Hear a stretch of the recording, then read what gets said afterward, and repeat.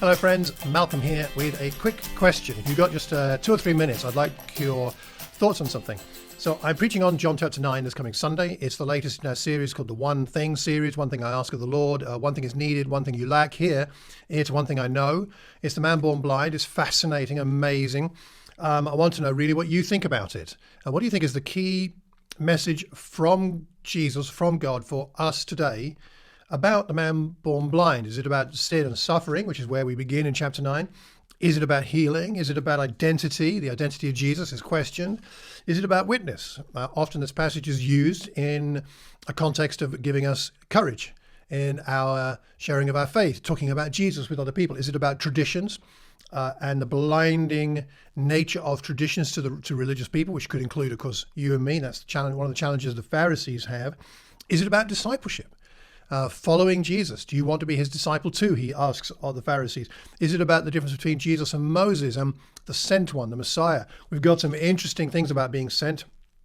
Earlier in the passage, he heals the man and he sends him to go to the pool of Siloam, which means sent, to get washed, and then he is healed. So the sent one, Jesus, Messiah, sent. The sent one is sending the man who needs salvation, healing, and the word is the same, to a place called sent, to wash in water. Some early Christian traditions see baptism as an allusion there. Is that fair or not? I think it was Augustine who saw it that way. So we've got that going on. We've got all kinds of things going on. We've got confusion. We've got identity. Is he a prophet? Who is Jesus? We've got the fact that Jesus heals the man and then leaves him.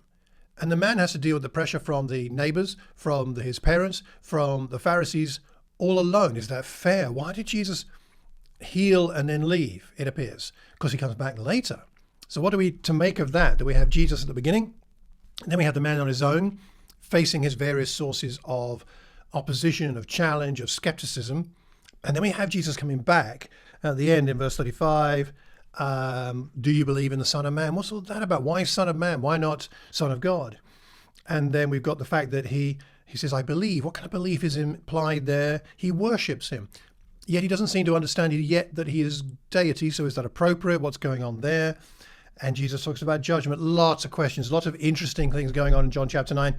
It's a big chapter. We won't have time to unpack all of it on Sunday. But what I'd like to know from you is what stands out to you as particularly meaningful for you in this present day and age? And what questions do you have? Do you have any questions that just don't make sense to you about what Jesus did, about what he said, or about the way that the Pharisees approached the situation, or about the man? And fundamentally, at the core of this is this phrase in verse 25, one thing I know. If you were teaching this lesson and you were going to bring out that one thing I know point, what would you hope to hear? What would you say? What would you share to a congregation, to a group? Okay, I don't know about this, that, and the other, but one thing I know, what would that be and how would that fit with what we see here in John chapter 9? I'd be really interested. So please send me an email, malcolm@malcolmcox.org, or drop me a line on the website, malcolmcox.org, or you'll see this on my Facebook page, the Watford Church Facebook page, or best of all, come along on Sunday and join us and we'll have a bit of interaction so you can share some thoughts there. 10:30 in the morning, Watford, West Watford Free Church Building, Tolpits Lane in Watford. More details on the website, or you can ask me for them. And if you can't join us there, you can join us online. The Facebook feed isn't brilliant right now. The signal in the building isn't great, so I apologize in advance for that, although we will post the recording later. But if you can come and join us, all the better. All right, that'll do for today. John chapter 9, one thing I know. What is it that you know that you'd like to tell other people? Right, take care. God bless.